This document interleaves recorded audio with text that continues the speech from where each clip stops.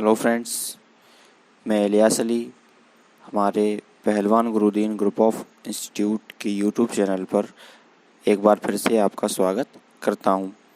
सबसे पहले अगर आपने हमारे यूट्यूब चैनल को अभी तक सब्सक्राइब नहीं किया है तो सबसे पहले आप इसे सब्सक्राइब करिए, वीडियो को लाइक, शेयर और कमेंट ज़रूर करें। वीडियो को अंत तक पूरा देखें और बेल आइकन को दबाना ना भूलें, जिससे कि अगली वीडियो के नोटिफिकेशंस आप तक जल्द से जल्द पहुंच जाएं। दोस्तों, इंसेक्ट मैनेजमेंट के तहत आज हम चर्चा करेंगे हेयरी कैटरपिलर की, यानी सघन रोमों वाली सूड़ियों की। दोस्तों, इनको सघन रोमों वाली सूड़ियाँ इसलिए कहते हैं क्योंकि इनके सारे रोम पर काफ़ी घने बाल पाए जाते हैं। ये कीट ऑर्डर लेपिडोप्टेरा के अंतर्गत आते हैं। ये बरसात के दिनों में प्रकट होते हैं तथा इनके प्रौढ़ प्रकाश प्रेमी होते हैं और ये रात्रि में रोशनी की तरफ आकर्षित होते हैं। इनके जो एडल्ट्स होते हैं उनकी विशेषता यह होती है कि अधिकांशतः चमकदार रंग के होते हैं। भारत में इन सघन रोमों वाली सूड़ियों की लगभग 10 जातियाँ पाई जाती हैं। कुछ जाति विशेषकर हैं, जैसे कि red hairy caterpillar, Bihar hairy caterpillar, sun hemp caterpillar और ब्लैक हेयरी कैटरपिलर। ये कुछ प्रमुख प्रजातियां इसकी पाई जाती हैं। दोस्तों, अब हम चर्चा करते हैं बिहार हेयरी कैटरपिलर की, जिसका अन्य नाम बिहार की भुरली भी कहा जाता है। इस कीट के जो पोषक पौधे हैं ये लगभग परभक्षी कीट है, जो प्रायः अंडी, तिल, मूंग, अलसी, सरसों और सब्जियों कुल वाली फसलों को अधिक नुकसान पहुंचाती है। इसका डिस्ट्रीब्यूशन, यह कीट भारतवर्ष में बिहार, मध्य प्रदेश, उत्तर प्रदेश तथा पंजाब में अधिकता से पाया जाता है।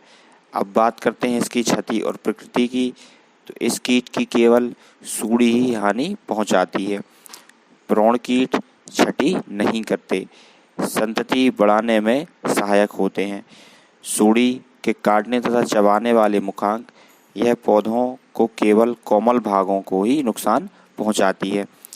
जो नवजात सूड़ियाँ होती हैं वह झुंड में पत्तियों की सतह को बुरी तरह से खा लेती हैं, जिससे उनकी हरी परत समाप्त हो जाती है तथा केवल सिराएं ही दिखाई पड़ती हैं। 5 से 6 दिन के बाद जब सूड़ियाँ कुछ बड़ी हो जाती हैं तो ये अलग अलग पत्तियों पर फैल जाती हैं तथा पूरी की पूरी पत्तियों को खा लेती हैं, जिससे पौधों में केवल डंठल ही शेष रह जाते हैं। इसके प्रकोप पर जलवायु और मौसम का बड़ा प्रभाव पड़ता है। सभी कुछ अनुकूल होने पर इनके द्वारा अत्यधिक क्षति होती है तथा पूरी की पूरी फसल ये चौपट और नष्ट कर देती हैं।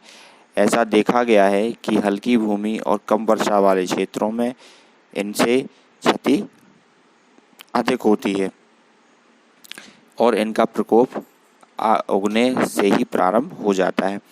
बात करते हैं इसके लाइफ साइकिल की, इसके जीवन इतिहास की, तो इसके जीवन चक्र में 4 अवस्थाएं, 4 स्टेजेस होती हैं: एग, लार्वा, प्यूपा और एडल्ट। बात करते हैं एग की, तो बरसात के प्रारंभ होते ही इस कीट के प्रौढ़ बड़ी संख्या में दिखाई पड़ते हैं। ये वास्तव में शीत निष्क्रियता तथा ग्रीष्म निष्क्रियता कर रहे कृमि कोश से निकलते हैं। निकलने के बाद ही मादा कीट फसलों, जंगली घासों, खरपतवारों आदि की पत्तियों की निचली सतह पर अपने अंडे देती है। मादा प्रायः एक बार में 50 से 100 अंडे एक झुंड में दे सकती है। ये अपने संपूर्ण जीवन काल में लगभग 1000 अंडे देती है। बात करते हैं इसके लार्वा की। अंडों से निकलने के बाद ही सूड़ियाँ प्रारंभ में झुंड में, बाद में इधर उधर फैलकर पत्तियों को खाने लगती हैं। ये लगभग इस समय 10 से 15 मिलीमीटर लंबी होती हैं। इनके शरीर पर बाल होते हैं। पूर्व विकसित गिडार प्रायः 6 बार अपनी त्वचा का निर्मोचन करती है, यानी कम से कम 6 बार अपनी त्वचा छोड़ती है। इसके बाद 40 से 50 मिलीमीटर ये लंबी हो जाती है।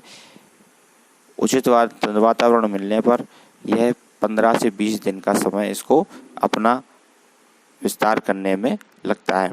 इसके बाद ये कोशावस्था में यानी प्यूपा स्टेज में बदलती हैं।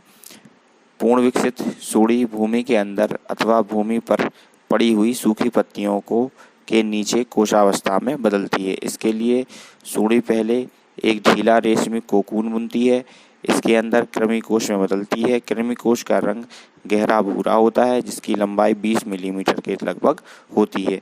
कृमिकोश से 8 से 15 दिन में ये कीट एडल्ट यानी प्रौढ़ में बदल जाते हैं। इस कीट के एडल्ट पीले रंग के मध्यम आकार के होते हैं। इनके पंखों तथा शरीर के पिछले खंडों पर काले रंग के धब्बे होते हैं। यह कीट मई और जून ग्रीष्म निष्क्रियता तथा दिसंबर से फरवरी तक शीत निष्क्रियता के रूप में अपना जीवन व्यतीत करता है। इनका जीवन चक्र 29 से 43 दिनों तक पूरा हो जाता है। इस तरह से ये एक वर्ष में 5 से 6 पीढ़ियों को अपनी जन्म देते हैं। प्रौढ़ लगभग 1 सप्ताह तक जीवित रहता है। इस प्रकार से इन कीटों की जो कंप्लीट मेटामॉर्फोसिस होती है वह 29 से 43 दिनों की होती है और कम से कम 5 से 6 जनरेशन एक साल में अपनी ये दे देते हैं। बात करते हैं इसके कंट्रोल की, तो ये दोनों हेरी कैटरपिलर का नियंत्रण रेड हेरी कैटरपिलर के साथ ही किया जाता है। अगर आपको मेरा ये वीडियो पसंद आया हो तो वीडियो को लाइक, शेयर और कमेंट ज़रूर करें। अगर आपके कोई भी डाउट्स हैं, क्वेश्चंस हैं तो हमारे कमेंट सेक्शन में जाकर के उसको आप टाइप कर सकते हैं और बेल आइकन को दबाना ना भूलें।